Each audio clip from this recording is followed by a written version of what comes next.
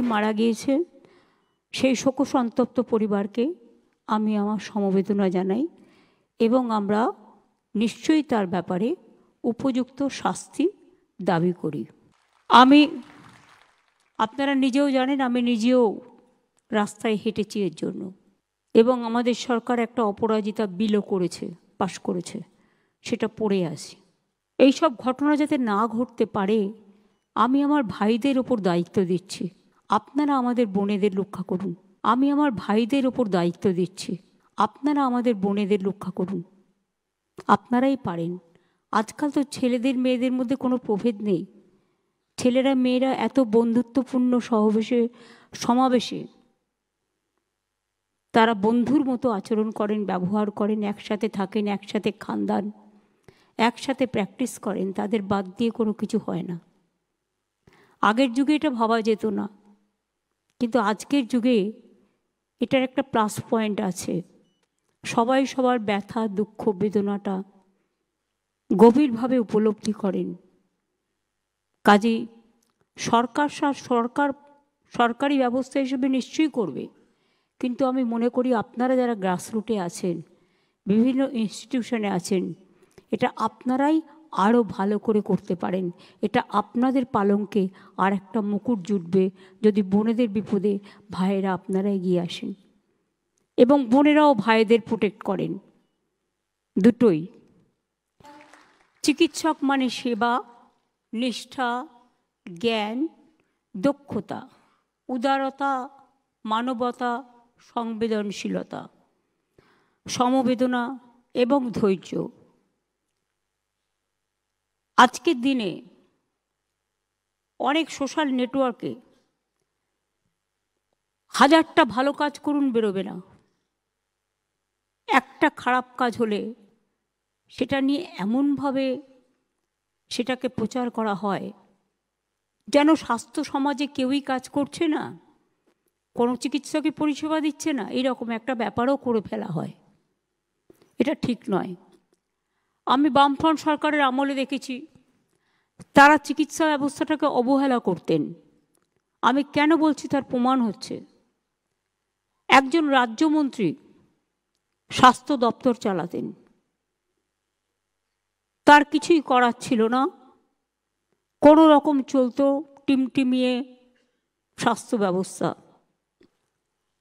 আমি কেন নিজের কাছে স্বাস্থ্য দপ্তর রেখেছিলাম তার একটাই কারণ, এই যে স্বাস্থ্য বিভাগে উন্নয়ন, এই উন্নয়ন কখনোই একটা রাজ্যমন্ত্রীর পক্ষে করা সম্ভব নয়, এবং এটা একটা ভাস্ট এরিয়া। টোটালটা নজর রাখা, টোটালটা দেখা, এবং আপনারা নিজেও জানেন আজকাল কত ফেক ভিডিও যেমন বেরিয়েছে, ফেক মেডিসিনও বেরিয়েছে, নানা রকম লোভ এত বেড়ে গেছে, একটা ভালো কাজকে খারাপ করে দিতে 1 সেকেন্ড লাগে। অপপ্রচারটা এত বেশি আজকের দিনে হয়। আগে তো সোশ্যাল নেটওয়ার্কটা ছিল না। সোশ্যাল নেটওয়ার্কের প্লাস দিকটাও যেমন আছে, মাইনাস দিকটাও আছে। কাজেই এটা সামলানো, যদি ডক্টরস কমিউনিটি এক হয়, রাজনীতির ঊর্ধ্বে ওঠে। কারণ আপনাদের রাজনীতি নেই, আপনাদের রং রাজনীতির রং নয়, আপনাদের রং একটাই, সে রংটা হচ্ছে মানবতার এবং সেবার। এবং আমরা মনে করি আমরা আসার পর আপনারা ছিলেন বলেই, এটা আপনাদের কৃতিত্ব, আমার নয়, আমাদের নয়। বিনামূল্যে রোগ নির্ণয়, চিকিৎসা, সরকারি হাসপাতালে বিনা পয়সায় চিকিৎসার ব্যবস্থা করা হয়েছে। আমি প্রথমে এসেই ভাবছিলাম, আগে যেতাম পিজি হসপিটালে, ছোট্ট ছোট্ট গেট, একটা দুর্ঘটনা ঘটে গেলে বেরোবার জায়গা পর্যন্ত নেই। আমি শম্ভুনাথ হসপিটালে গিয়েও দেখেছি তাই, মেডিকেল কলেজে গিয়েও দেখেছি তাই, অনেক জায়গায় গিয়ে এই অভিজ্ঞতা আমার হয়েছে। তখনই সঙ্গে সঙ্গে আমরা সিদ্ধান্ত নিই হাসপাতালের গেটগুলো আগে বড় করো, হসপিটালগুলো রং করো, হসপিটালগুলো নাইট শেল্টার করো। এগুলো করার প্রয়োজন আছে, কারণ আমরা সবাই জানি আগে দৃষ্টি সুন্দরী, তারপরে গুণ বিচারী। অর্থাৎ আগে দেখতে হবে আপনাকে, যেটা আমি বলছিলাম, ব্যবহার সুন্দরী, তারপরে গুণ বিচারী। আমাদের রোগীর সংখ্যা অনেক বেড়ে গেছে। আমরা অনেকগুলো যুগান্তকারী সিদ্ধান্ত আপনাদের সাহায্যে নিয়েছি। স্বাস্থ্য ইঙ্গিত অর্থাৎ টেলিমেডিসিন, প্রতিদিন গড়ে ৭৫,০০০ লোককে আপনারা চিকিৎসকরা টেলিমেডিসিনের মাধ্যমে তাদের গাইড করেন। আমরা জানি অনেক ছোটোখাটো অসুখ আছে যেগুলো একটু গাইড করলে প্রাইমারি কাজটা হয়ে যায়, এবং এখনো পর্যন্ত, এটা আমরা শুরু করেছি জাস্ট 1 বছর 1.5 বছর হলো, 4,82,00,000 লোককে টেলিমেডিসিনের মাধ্যমে আপনারা সেবা দিয়েছেন। এটা বড় কাজ। বিশ্বাস করুন, আমিও বাড়িতে যেটা করি, আমরা ছোটোখাটো ব্যাপারে হট করে ডাক্তারের কাছে যাই না, এতে হয়তো অনেক সময় খারাপও হয়ে যায়। কিন্তু আজকাল জেনারেল নলেজে চট করে একটা কিছু হলে লোকে চেষ্টা করে তার বাড়িতেই ট্রিটমেন্টটা করে নেওয়ার, ছোটোখাটো ট্রিটমেন্ট যেটা পারা যায়। স্বাস্থ্যসাথীর সাফল্যেও আপনাদের বিরাট অবদান আছে, আপনাদের অনেক অভিনন্দন জানাই। প্রায় 9 কোটি মানুষের পরিষেবায় এসছেন। তাছাড়াও বেসরকারি হাসপাতালেও অনেক হাসপাতালে স্বাস্থ্যসেবার সুযোগ আছে। আমাদের আমলে দেশের সেরা পাবলিক ইনফ্রাস্ট্রাকচার হেলথের এখন বাংলায়। সরকারি বেসরকারি মিলিয়ে প্রায় 38টি মেডিকেল কলেজ, 42টি সুপার স্পেশালিটি হসপিটাল। আমি আসার পরেই এটা প্ল্যান করেছিলাম। 13,500টির বেশি সুস্বাস্থ্য কেন্দ্র হয়েছে, আরও আগামী দিন 12,000 হবে। 71টি এসএনসিইউ, যেটা মাত্র 6টা ছিল আমরা যখন এসেছিলাম। 286টি এসএনএসইউ, এটা সবটাই নতুন করে করা হয়েছে। 76টি সিসিইউ, গ্রামে আগে জেলায় জেলায় এসডি মানে সাব ডিভিশনে বা ডিস্ট্রিক্ট হসপিটালে ছিল না। 76টি সিসিইউ, 3টি এইচডিইউ, 14টি মাদার অ্যান্ড চাইল্ড হাব, 13টি mother and waiting hut, cord blood bank, human milk bank, সবগুলোই করা হয়েছে। এবং সরকারি হাসপাতালে প্রায় 40,000 বেড ইতিমধ্যেই বেড়েছে, কিন্তু আরও প্রয়োজন হয়। যখন কোভিড হয়েছে, সরকারের সাথে সাথে বেসরকারি হাসপাতালগুলোও আমাদের সাহায্য করেছে, কিন্তু সেই সময়কার ডাক্তারদের যে অবদান, সিস্টারদের যে অবদান, আমরা সেটা কখনো অস্বীকার করতে পারিনি। আমাদের আমলে নতুন করে, আপনারা জানেন তো, ডাক্তারের কোটা না দিলে আমরা করতে পারি না। প্রাইভেট হসপিটালগুলো সেজন্য বাড়ানো হয়েছে। 14,000 সরকারি ডাক্তার আমরা নতুন করে বাড়িয়েছি। 25,000-এর বেশি নার্স বাড়ানো হয়েছে। প্যারামেডিক্যাল স্টাফও 5,000 নিয়োগ করেছে। আরও ডাক্তার নার্স থাকলে হয়তো ভালো হতো। এই ইনফ্রাস্ট্রাকচারের ফলে রোগীর সংখ্যাও বেড়ে গেছে। শুধু আমাদের বাংলার নয়, আশেপাশের রাজ্যের এবং নর্থ ইস্টার্ন স্টেটেরও অনেক পেশেন্ট আমাদের এখানে সেবা করতে আসে। এটা একটা বিরাট প্রেশার।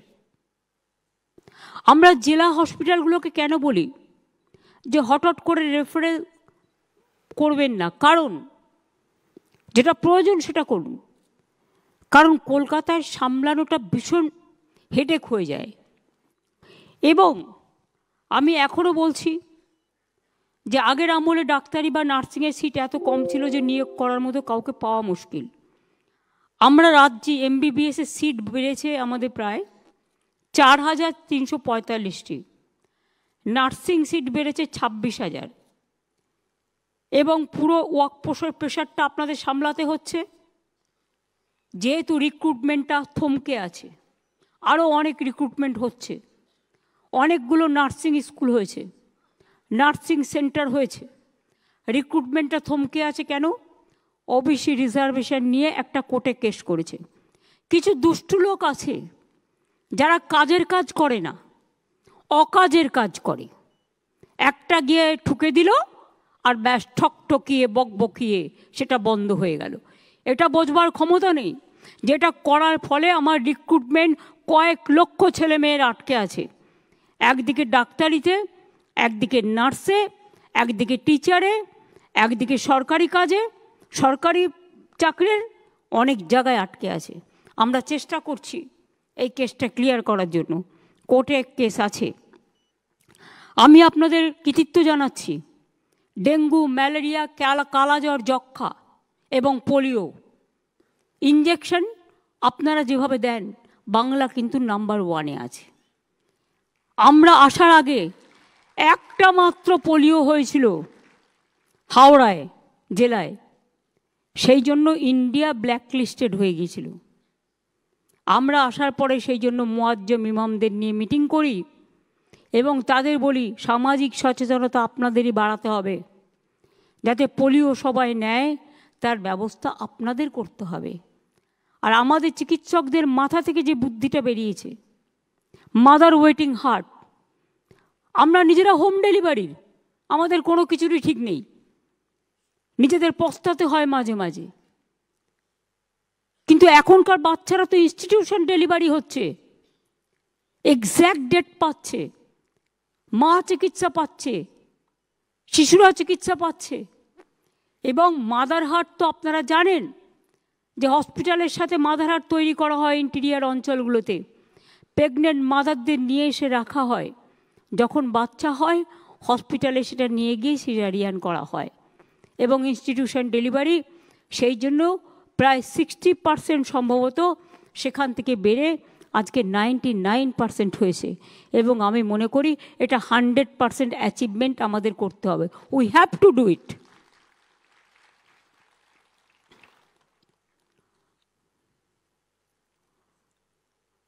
এবং আপনারা এত ভালো কাজ করেন বলেই আপনারা হার্ট অপারেশন, আমাকে যে যতই বিদেশ দেখাক, আমি মনে করি আমার দেশে যা আছে, বাংলার যে মেধা আছে, বাংলার যে প্রতিভা আছে, বাংলার যে নলেজ আছে, বাংলার যে ইনফ্রাস্ট্রাকচার আছে, সেটা আমাদের থেকেই কিন্তু ওরা ধার নেয় এবং আমরা কখনো কখনো ধার নিই। ভালো কাজ সবসময় ধার নেওয়া উচিত, কিন্তু এটা ঠিক যে এমনি দয়া করে কেউ কাউকে নেয় না। তার প্রতিভা আছে বলেই, মেধা আছে বলেই তাকে কিন্তু নেওয়া হয়। সরকারি ডাক্তারদের রিটায়ারমেন্ট এজ আপনারা জানেন 60 থেকে 65 বছর হয়েছে। Already junior doctor, intern, house staff, PGT এবং পোস্ট ডক্টর ট্রেনিং, জিডিএমওদের স্যালারি দ্বিগুণের বেশি বৃদ্ধি করা হয়েছে। ডাক্তারদের জন্য আরজি কর পিজি মিদনাপুর মেডিকেল কলেজেও হস্টেল তৈরি করা হচ্ছে। লেডি ডাক্তারদের জন্য 150 কোটি টাকা দিয়ে 5টি হস্টেল তৈরি করা হচ্ছে। এছাড়াও কয়েকটা জায়গায় হস্টেলের অবস্থা খারাপ। আমি ন্যাশনাল রুরাল হেলথ মিশন থেকে হস্টেলগুলো বলবো করে দিতে, এবং প্রাইমারিতেও যারা রেসিডেন্সিয়াল ডক্টর থাকে বা বিএমওএইচরা থাকে, সেই সব হস্টেল, সেই সব জায়গাগুলো টেক ওভার করো, এবং আস্তে আস্তে এক ফেসে তো সব হতে পারে না। টাকা পয়সা অনেকটাই বন্ধ করে দেওয়া হয়েছে আমাদের। একটা তারা দিয়েছে sports and cultural event. Of course আপনাদের মানসিক বিকাশের প্রয়োজন আছে, শান্তির, মনটাকে এনজয় করা। আপনার এন্টারটেনমেন্ট জগতে যেতে পারেন না, কারণ আপনাদের সময়টা চলে যায় চিকিৎসা করতে, কিন্তু আপনাদের মধ্যেও খেলাধুলো করতে ভালোবাসেন। আপনারাও সাংস্কৃতিক চর্চা করতে ভালোবাসেন। পিজিতে যেমন আমায় বলেছিল, আমি সঙ্গে সঙ্গে একটা মাঠ করে দিয়েছি। আমি নারায়ণকে বলবো 2 কোটি টাকা স্যাংশন করতে প্রত্যেকটা মেডিকেল কলেজ এবং হসপিটাল, যাতে তাদের কালচারাল অ্যাক্টিভিটিস এবং স্পোর্টস করতে পারে এবং তাদের মধ্যে কম্পিটিশন হোক এবং এই কম্পিটিশনে তাদের অ্যাওয়ার্ড দেওয়া হোক। আমি এটা চাই, তারা উঠে আসুক। এবং college to college competition, hospital two hospital competition, এগুলো ইউথ অ্যান্ড স্পোর্টস ডিপার্টমেন্ট থেকে, এবং জেলায়ও যারা কাজ করে তারাও খুব ইম্পর্টেন্ট। কলকাতা জেলাকে ব্লককে মিলিয়ে দিতে হবে। সবার সাথে সবার মিলন হলে তবেই তো আদান প্রদানটা বাড়বে এবং তবেই তো একে অপরকে সুস্থ রাখবে। ইএসআই কর্পোরেশনের ডাক্তারদের কিছু গ্রিভ্যান্সেস আছে, এটা আমি নারায়ণকে বলবো সিএসের সাথে কথা বলে এটা দেখব, আমরা নিশ্চয়ই দেখব। কোনো ডিসক্রিমিনেশন আমরা কখনোই ভাবতে পারি না। একটা দাবি ওরা দিয়েছে বিএমওএইচদের ভিডিও সমান 1 মান্থ করার জন্য, সেটা আমি করতে পারবো না। 500 টাকা আমি করে দিচ্ছি। ওদের 1 মাসের দেওয়া হয়, এদের 500 দিনের, এদের 15 দিনের দেওয়া হবে, অর্থাৎ 15 দিনের এক্সট্রা তারা পাবে যারা বিএমওএইচ আছেন। আমি intern, house staff, post graduate trainee, post doctorate trainee সবার জন্য 10,000 টাকা করে বাড়িয়ে দেওয়ার ব্যবস্থা করলাম।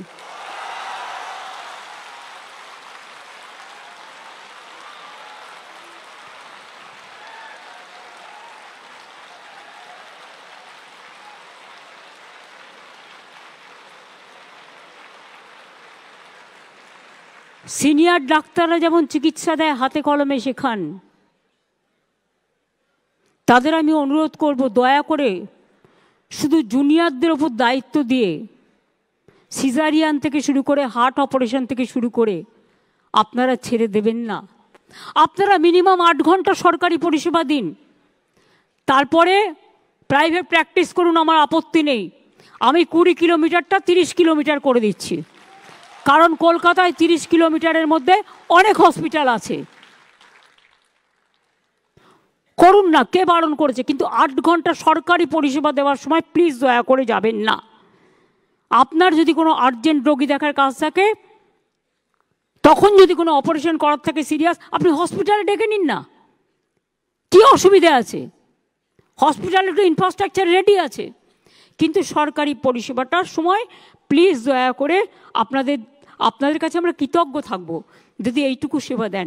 মানুষ চিরকাল বাঁচে না, মানুষের কৃতিত্ব বাঁচে। মনে রাখবেন, একটা মানুষ একটা ডাক্তারকে বাড়ির লাউটা হলে দিয়ে যায়, বাড়ির কুমড়োটা হলে দিয়ে যায়। কেন দেয় জানেন? তারা আপনাদের ভগবান মনে করেন। মেদিনীপুরে যে কেসটা হয়েছিল, নিশ্চয়ই নেগলিজেন্স ছিল, সেটা তদন্ত হচ্ছে। তদন্ত রিপোর্ট হাতে নেওয়া পর্যন্ত আমি কিছু বলবো না। জুনিয়র ডাক্তারদের কয়েকজনকে সাসপেন্ড করা হয়েছিল এবং তাদেরও পুলিশ রিপোর্ট নিয়েছে। হয়তো তাদের মধ্যে এটা ঠিক, তারা এখনও পাকাপোক্ত হয়নি, তাদের উপর ছেড়ে দিয়ে যাওয়াটাও ঠিক হয়নি। একতরফাভাবে তারাও সাসপেন্ড হয়েছিলেন। কিন্তু জুনিয়র ডাক্তাররাও একদিন সিনিয়র হবে, তাদের ভবিষ্যতের দিকে তাকিয়ে আমি জুনিয়র ডাক্তারদের সাসপেনশনটা উইথড্র করে নিচ্ছি। আমরা আগেও জুনিয়র এবং সিনিয়র রেসিডেন্ট যারা ছিল তাদের স্যালারি আমরা বাড়িয়েছিলাম, বাট আরও কিছু বাড়ানো দরকার।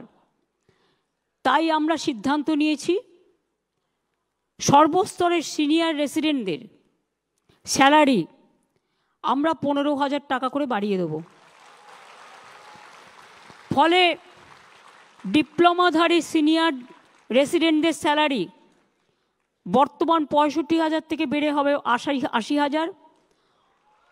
পোস্ট গ্র্যাজুয়েট সিনিয়র রেসিডেন্টদের স্যালারি বর্তমানে 70,000 থেকে বেড়ে হবে 85,000। আর পোস্ট ডক্টরেট সিনিয়র রেসিডেন্টদের স্যালারি বর্তমানে 75,000 থেকে বেড়ে হবে 1 লাখ।